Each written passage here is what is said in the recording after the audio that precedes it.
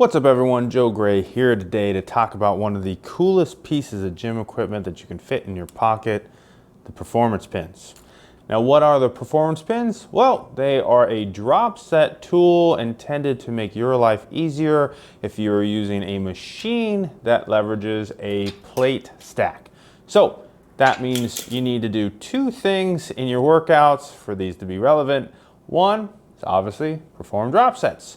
If you don't know what a drop set is where you would typically take a set to or very close to failure and then remove some of the weight to keep the reps going. So you might do something like 100 pounds for 10 reps, drop it down to maybe 60 or even 50 pounds and do another 4, 5, 6, 7 reps, something like that, all in consecutive order as one really nasty set. So then our second piece was that it has to be a weight stack machine. So not plate loaded, not a barbell, not a dumbbell, not any other weird stuff you might do with these. We bought these as soon as we got our Inspire FT2. We've been using them for the last year in our gym, and today I'm gonna share the pros, cons, all the good stuff, so that way you can decide if this is the next purchase for you or not. If you decide to grab a pair, we do have a link and a discount code below. GGC will save you 10% on your order. And I believe it's an affiliate link, so it will likely give me a kickback to help continue videos like this. So I appreciate your support.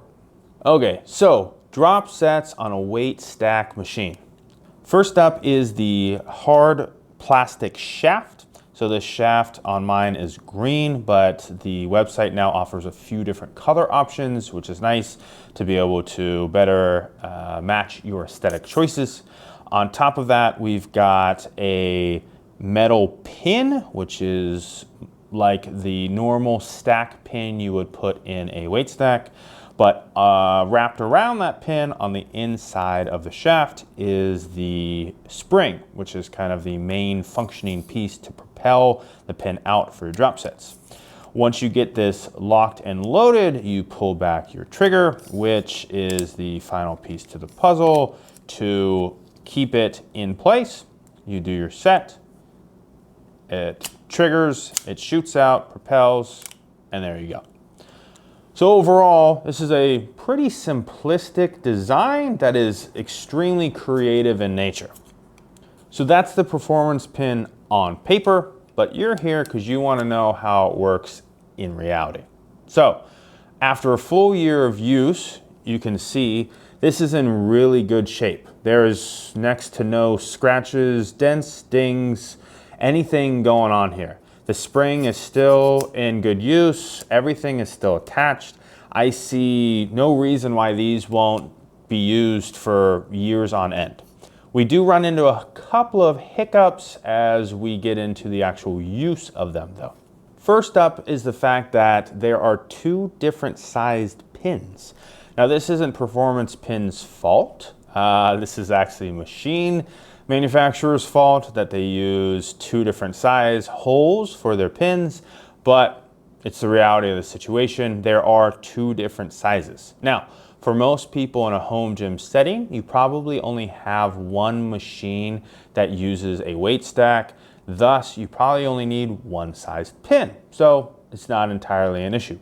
You contact them via email, on their Instagram, something like that. Tell them what kind of machine you have. They'll help you out and make sure you get the right one.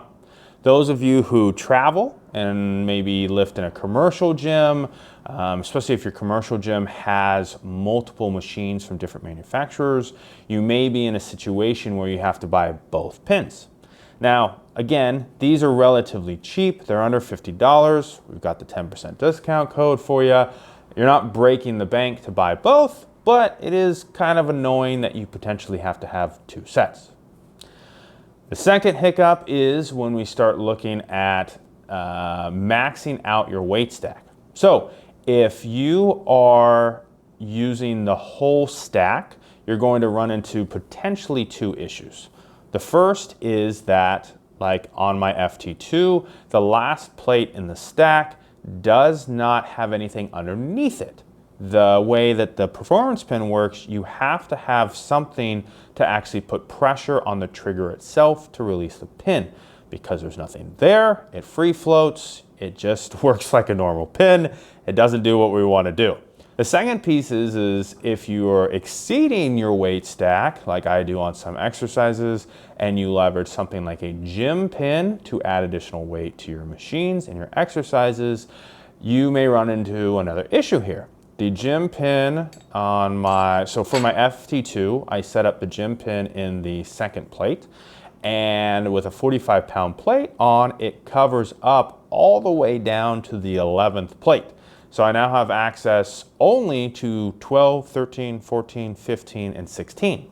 And remember that I can't use the performance pin in the 16th plate, so I have 12, 13, 14, 15 in terms of where I can put these for drop sets. The last hiccup here is around range of motion.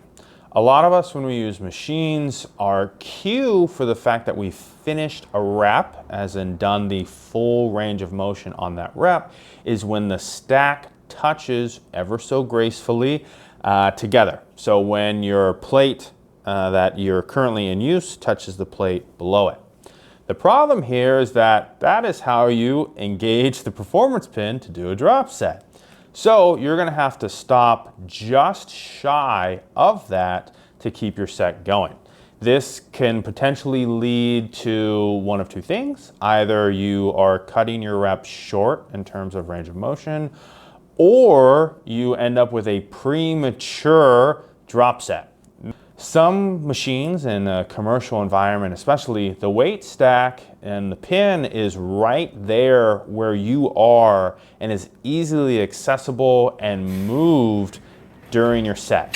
So the need for something that is kind of quick moving like this is very little.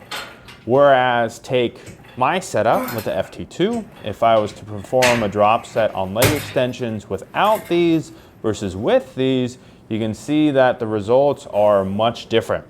I have to stand up, get out of the seat, walk over, pull both pins, adjust them, come back, sit back down, or just let these do their thing.